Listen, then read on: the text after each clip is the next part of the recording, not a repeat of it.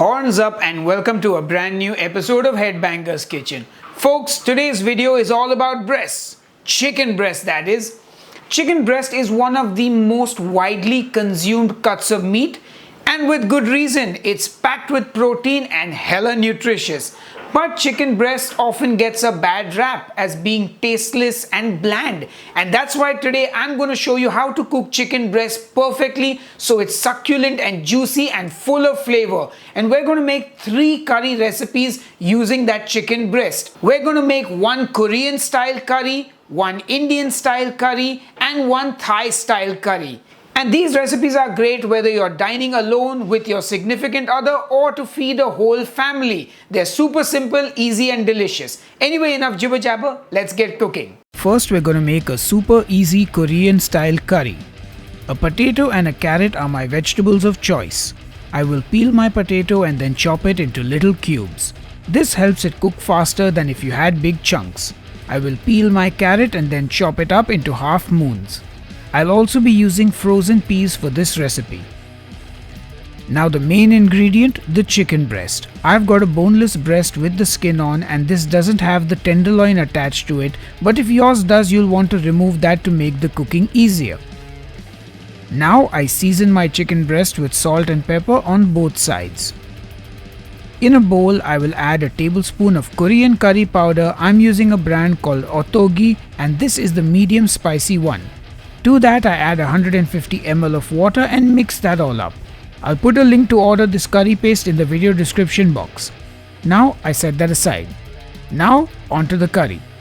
I get my pan on the stove and I heat up some avocado oil.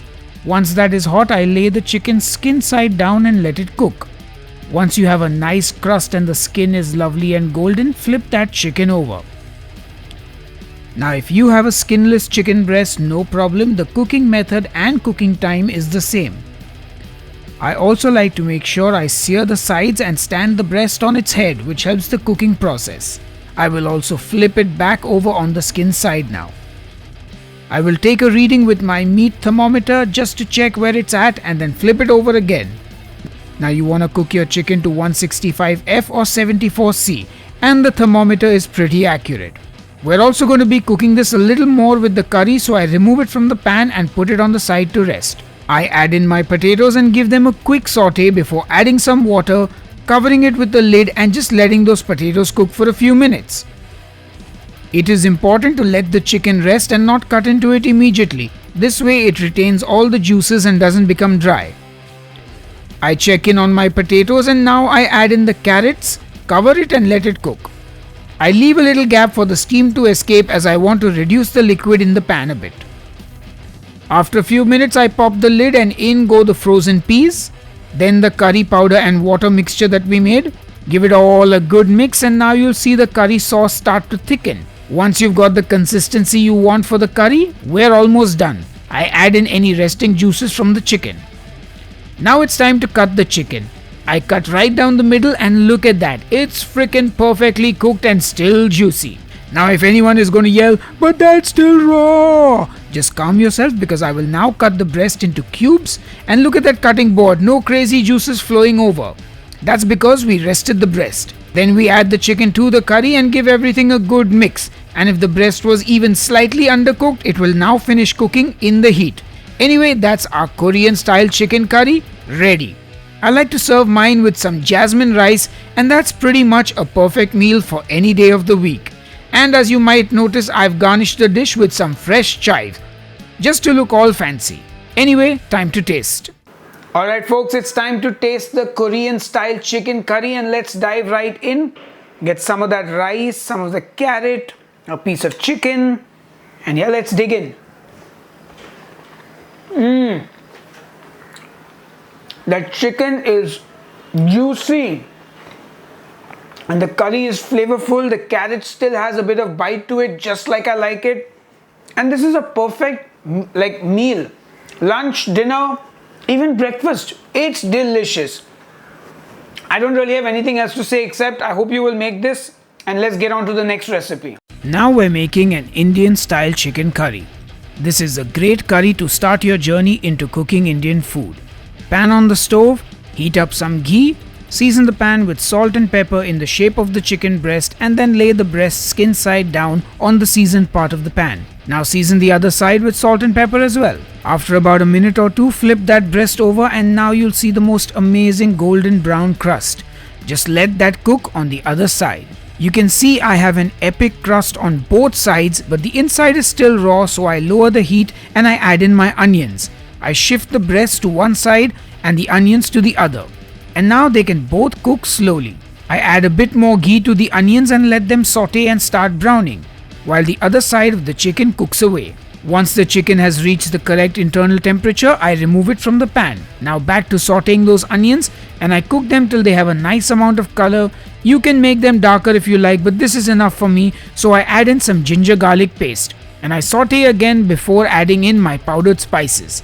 Turmeric, Kashmiri red chili powder, coriander powder, cumin powder and garam masala. Fry for 30 seconds or so before adding in some water, your tomato puree and salt. Bring it to a gentle boil and then cover and cook for about 6 minutes. Time to cut our chicken now that it's well rested, and I will butterfly it. And again, before anyone screams, "That is raw!"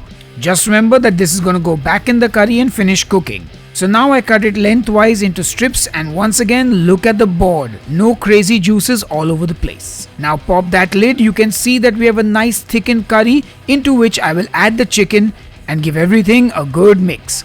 Let it cook for a minute so that the sauce and the chicken can get to know one another before finishing it with some fresh coriander. Then give it a final good mix so the coriander can join the party, and then the curry is ready after another sprinkling of coriander for the photos. And that is our super easy and delicious chicken breast curry done and ready. We got a plate up now.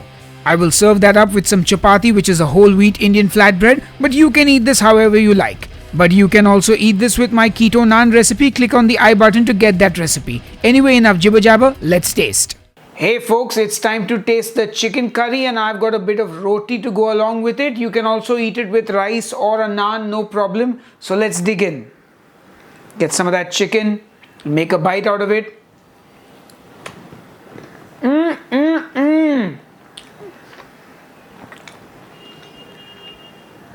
That is beautifully mild, not too spicy, but so flavorful. The chicken is tender, juicy. This is good stuff. Me like. I'm going to go and eat it now. But while I eat the rest of this, let's go on to the next recipe. Baby corn, mushrooms, bell peppers and broccoli are my vegetables of choice.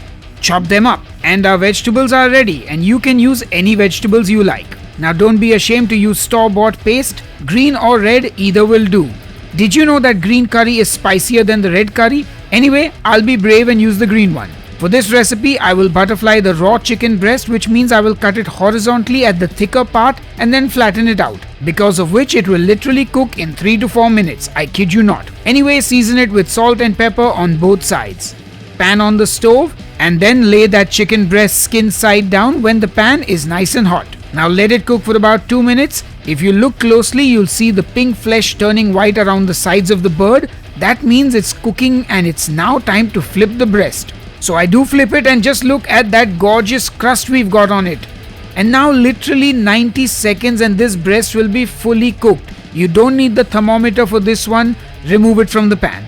Now add a bit more oil. Add in my curry paste, about a tablespoon, and then I'm going to fry that for a bit. I will now add in the mushrooms, broccoli and corn because those take the longest time to cook. So saute them for 30 seconds. Season with salt before deglazing the pan with water. I will use the spoon to scrape the fond at the bottom of the pan, and that's all those brown bits at the bottom where all the flavor is intensified. Anyway, cover it now and cook it for about 2 minutes. Pop the lid open and in go the bell peppers, then the coconut cream or milk, a couple of splashes of fish sauce and some honey or stevia to sweeten depending on what diet you're on. And now let it simmer while we cut the chicken. I cut the breast into strips and look how perfectly cooked that is, my friends. Just look at it. Now I cut the breast into small cubes and then add it back to the pan. Give everything a good mix before I finish it with some fresh basil. And then of course you give it the final good mix. And our super easy, healthy and delicious Thai curry is ready. Now, since I'm not on any particular diet, I eat mine with jasmine rice. But once again, if you are keto or low carb, cauliflower rice is your friend. Click on the I button to learn how to make it. Anyway, enough jibber jabber, time to taste. Alright, folks, it's time to taste our chicken thigh curry. Let me dive in. Oh, yeah. It's got a bit of a kick though, a little spicy. I should have used a little less curry paste to make it slightly less spicy, but it's packed full of flavor. Delicious. It's not like inedibly spicy, but you know me, I'm a spice food, so I would have liked it a little less spicy.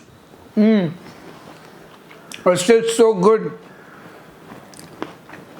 And it's so healthy. There's so many veggies, there's chicken, there's rice, yum. And of course, if you're keto and of course, if you're keto, don't have regular rice, have cauliflower rice. But yeah, this dish is a winner if you ask me. And I hope you've enjoyed this series, these 3 different curry recipes. I hope you're going to make them at home. Let me know how they turn out. And if you want to see more such series like this one, let me know in the comments below. Anyway, till the next episode, cheers and keep cooking. This food has been brought to you by the wonderful people who support me on Patreon and here on the YouTube channel memberships. If you'd like to join the Headbangers Kitchen community, consider subscribing to my Patreon or to the YouTube channel memberships. Anyway, enough jibber jabber. Oh yeah.